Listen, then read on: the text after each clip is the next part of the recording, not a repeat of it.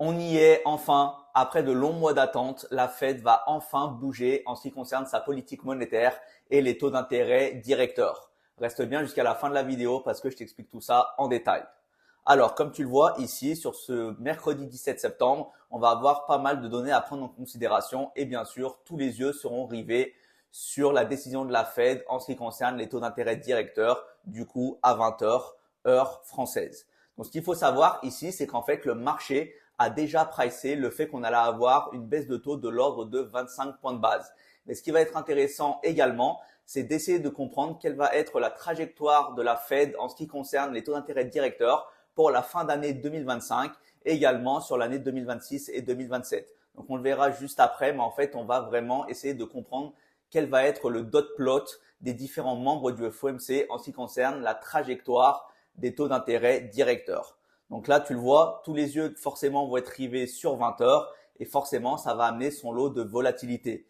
Bien que les marchés aient déjà pricé le fait d'avoir 25 points de base en moins, ce qui va être intéressant, du coup, c'est bien d'écouter Powell et son discours en ce qui concerne la future politique monétaire sur les prochaines réunions FOMC pour essayer de comprendre combien de baisses de taux on va avoir et en fonction de quel pourcentage. Mais je vous le rappelle, on a Donald Trump qui pousse massivement et agressivement Jérôme Powell à baisser ses taux d'intérêt qui, pour, je vous le rappelle, Donald Trump est absolument primordial en ce qui concerne l'économie américaine et notamment le marché du travail. Il veut que Jérôme Powell baisse les taux d'intérêt directeurs de l'ordre de 50 points de base, 75, voire 100 points de base. Bien sûr, Jérôme Powell, comme toujours avec sa position quelque peu attentiste, va simplement ici baisser dans un premier temps ses taux d'intérêt de 25 points de base et ensuite on essayera de comprendre quelle va être la suite des événements. Donc là, vous le voyez, on est à ce niveau-là sur les différentes baisses de taux d'intérêt directeurs de la part de la Fed et vous le voyez, pourquoi entre guillemets les marchés sont heureux de cette décision et pourquoi ça a déjà été pricé, notamment en effectuant des ATH, donc des all-time high sur différents niveaux, par exemple sur le SP 500 ou bien sur le Nasdaq, on est vraiment sur des niveaux records. Comme vous le voyez ici, sur le SP 500, on est aux 6680 points. On a également ici sur le Nasdaq les 24 500 et vous le voyez, depuis l'apparition des tarifs douaniers en avril, on a vraiment eu une explosion de ces indices. Ou sur le Nasdaq, on a pris de l'ordre de 50%. Et si on revient sur le SP 500, on a pris 40% sur le SP. Donc, vous voyez ici, ça a très bien été accueilli, bien sûr. Le fait qu'ils mettent en place des tarifs douaniers et qu'ensuite, ils signent des décrets avec tous les différents pays pour avoir, on va dire, des accords commerciaux qui soient profitables aux États-Unis, forcément, ça a profité aux indices US. Donc là, vous le voyez, n'attendez pas une énorme volatilité après l'annonce de 25 points de base en moins. Pourquoi? Parce que ça a déjà été pricé par les marchés. Donc, vous voyez ici, la dernière baisse des taux avait été effectué ici en décembre 2024, le 18 décembre précisément, on était arrivé sur 4,5% de taux d'intérêt directeur. Et vous le voyez, depuis maintenant 9 mois et décembre 2024, on a toujours stagné à 4,5%. Donc vous voyez ici, la Fed a toujours refusé de baisser les taux d'intérêt directeurs. Pourquoi? Parce qu'en fait, on avait une inflation galopante. Pour la première fois, du coup, comme je vous le disais, fin 2024, on va baisser les taux d'intérêt sur la fourchette 4,25. Et ça se voit également à ce niveau-là. Si on a ce niveau de taux d'inflation, sur le niveau de taux directeur, pardon, vous le voyez que là, on était sur une stagnation depuis décembre 2024 sur 4,5% et on va descendre ici à 4,25% et donc on va revenir sur des niveaux semblables à novembre, décembre 2022. Donc, comme je vous l'ai dit, c'est intéressant de comprendre ça. Pourquoi? Parce que vous le voyez ici, on n'a aucun doute sur le fait qu'on va bien avoir ce soir 25 points de base en moins sur les taux d'intérêt directeurs. Vous voyez ici, on a 94% de taux de probabilité d'avoir ces 25 points de base et c'est effectivement ce qu'il va se passer. Donc, entre guillemets, il n'y aura pas de doute lorsque Jérôme Powell va énoncer le fait d'avoir ces 25 points de base. Par contre, ce qui va être intéressant, du coup, c'est d'analyser ici le dot plot.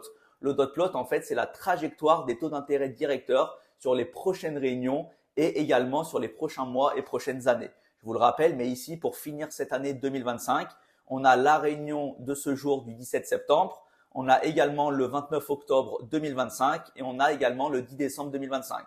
Donc potentiellement, on pourrait avoir cette année 3 baisses de taux d'intérêt potentiellement de 25 points de base ou bien par la suite de 50 points de base. En fait, ce qui va être intéressant du coup ici de suivre de près, c'est quelle va être la politique monétaire pour la suite et en ce qui concerne le dot plot, à quel niveau se situent tous les membres du FOMC. Et donc là, si on a le tableau dot plot des différents membres du FOMC, vous le voyez, par exemple, sur l'année 2026, on a 5 membres du FOMC qui tablent sur des taux à 3,87.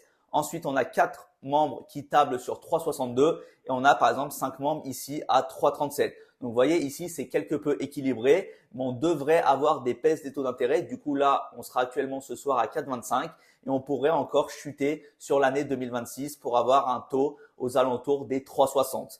Et la même chose pour l'année 2027 où potentiellement on tablerait encore une fois sur des baisses de taux d'intérêt pour arriver sur un consensus potentiel aux alentours des 3,37. Vous le voyez, ce qui est intéressant également et ce qui va être à suivre de très près, c'est en ce qui concerne, on va dire, tous les facteurs clés et les datas macroéconomiques aux États-Unis, comment du coup on va pouvoir ajuster la politique monétaire pour, entre guillemets, baisser ses taux d'intérêt, mais sans forcément agir négativement sur les États-Unis, sur sa politique commerciale, également sur toute son économie, PIB, etc. et également le marché du travail qui peut être tendu. On l'a vu notamment précédemment avec les données NFP.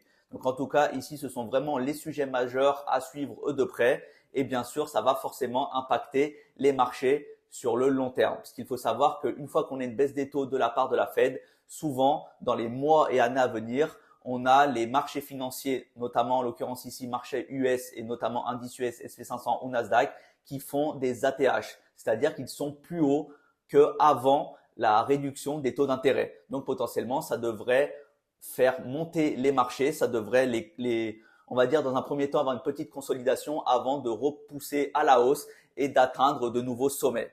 Donc en tout cas, j'espère que ça a été clair pour vous, que vous comprenez vraiment tous les enjeux qui vont être présents ce soir, notamment sur le fait d'avoir 25 points de base en moins, mais surtout sur la politique future en ce qui concerne les taux d'intérêt directeurs. N'hésitez pas, bien sûr, si vous avez des commentaires, j'y répondrai avec plaisir. Et bien sûr, comme toujours, on se retrouvera très bientôt pour une prochaine vidéo. Bonne semaine de trading à tous.